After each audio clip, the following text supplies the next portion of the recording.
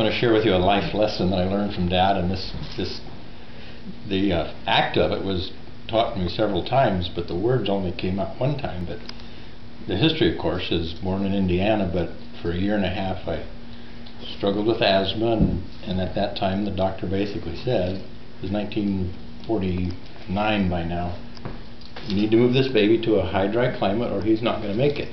So we packed up and moved to Carlsbad, New Mexico, and I was never bothered by asthma after that. It seemed to work very well. So as high and dry as you can get. Yeah. But the actual words of the life lesson happened in 1969, before Sherry and I were married. We were in Grand Rapids, Michigan, which is about 3 hours north of Grandma Keene's farm in northern Indiana. And I think it was the same, I think it was when Aunt Ida Bell died. It was 69. In Detroit.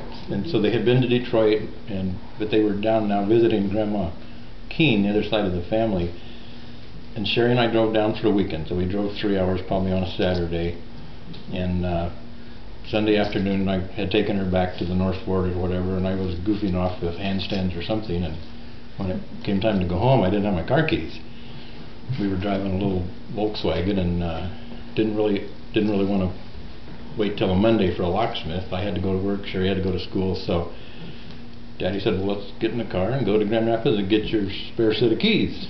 So I think we waited till 9 at night, or well, maybe 6, I don't remember, but anyway, the three of us jumped in Dad's car and drove 3 hours to Grand Rapids, got the spare set of keys, drove 3 hours back to, and I think Daddy drove all of that 6 hours, and I probably tried to sleep a little bit, so, and Sherry and I jumped in our Volkswagen and did the 3-hour trip back. So I think it was like 3 a.m. when we got home.